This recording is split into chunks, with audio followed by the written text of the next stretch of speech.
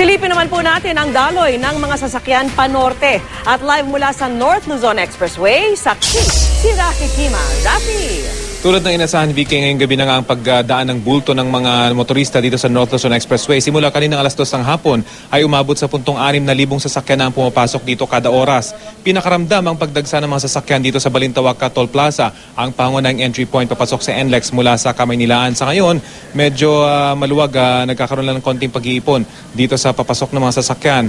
Hindi tulad kanina kung saan nagkaroon ng makapal na sasakyan dito naman sa papasok ng North Luzon Expressway. Kanina nga ay kinailangan pang mag-deploy ng mga ambulance carriers pero agad ding inalis ang mga ito dahil bumilis naman ang daloy ng mga sasakyan.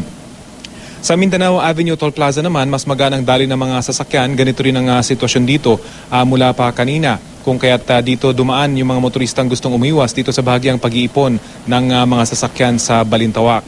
Sa dulo naman ng NLEX, sa may Dao, Pampanga, dito na nagkakaroon ng pag-iipon ng mga sasakyan. Kung kanina ay magaan ang paglabas ng mga sasakyan dito, ay ngayon humigit kumulang 30 sasakyan na ang pila bago katuluyang makalabas sa may Dao exit. Kapag patuloy na dumami ang pag-iipon dito ng mga sasakyan, ay magbubukas na raw umano ng counterflow para madagdagan ng exit lanes sa may Dao. Sa kabila naman, Vicky, ng dagsa ng mga sasakyan, oras na makapasok ka sa loob ng expressway, tuloy-tuloy naman ang mabilis na daloy ng trapiko. Mahigit 200,000 sasakyan ang inasahan ng Tollways Management Corporation na dadaan sa North Luzon Expressway ngayong Semana Santa. 20% itong mas marami kumpara sa 100 at 60,000 sasakyang dumadaan dito sa normal na araw. Pero ang dagdag ng mga sasakyan, halos hindi pansin sa bilis ng mga sasakyang bumabagta sa expressway. Ang pamilya Sinson nga natuwa sa bilis ng biyahe. Inasahan daw nilang maiipit sa traffic para sa kanilang biyahe patungong Baguio, pero hindi nila ito naranasan. Mula Balintawak hanggang dito, wala namang problema, tuloy-tuloy.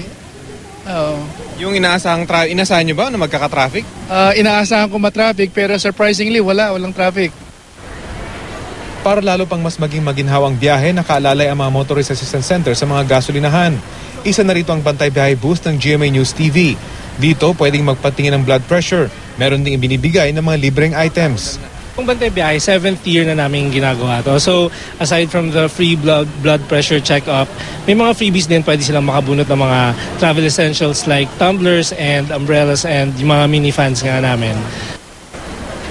Nagpaalala naman ng Red Cross sa mga biyahero ngayong pabago-bago ang lagay ng panahon. Bandang hapon kasi kanina, biglang bumuhos ang napakalakas na ulan matapos ang sobrang init na katanghalian. Magpahinga muna bago bumiyahe or mag-take muna ng lots of fluids para sa biyahe nila hindi po sila talaga mahilo, makasurvive sa hilo. Yung iba kasi natatakot na baka ihi ng ihi, pero marami namang stops dito, di ba? Marami naman po tayong stopover, so po pwede po silang umihi ng umihi. If ever na kailangan talaga nila mag-take ng fluids, kailangan po talaga nila mag-take ng fluids. Kaninang umaga, nag-inspeksyon naman ang mga opisyal ng Toll Regulatory Board sa operasyon ng Tollways Management Corporation. Nais tiyakin ng TRB na maayos at operational ang mga Motorist Assistance Center sa kahabaan ng NLEX para sa inaasahang mahigit 200,000 motoristang dadaan dito.